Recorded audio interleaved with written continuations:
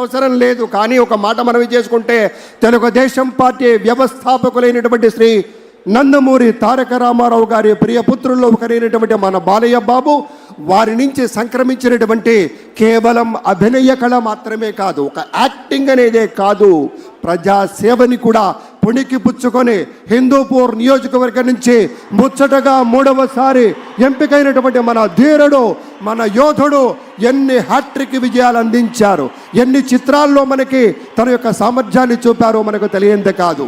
అదొక్కటే కాదు పెద్దలారా, బాలయ్య బాబు గారి గురించి చెప్పుకుంటే బసవరామ తారకం ట్రస్ట్ పేరిట ఆయన అందించేటువంటి సేవలు అనుపమానం, అద్భుతం.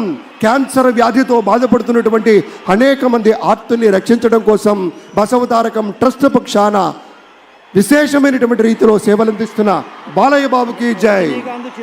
అలాగే మన తమిళనాడు నుంచి ప్రత్యేకంగా విచ్చేసినటువంటి గౌరవనీయుల శ్రీ రజనీకాంత్ గారు విచ్చేశారు, నిరాడంబర యోధుడు. అలాగే మన పెద్దలు మెగాస్టార్ శ్రీ చిరంజీవి గారు విచ్చేశారు. స్వాగతం పలుకుతాం గట్టిగా మన మెగాస్టార్ చిరంజీవి గారికి. అద్భుతం.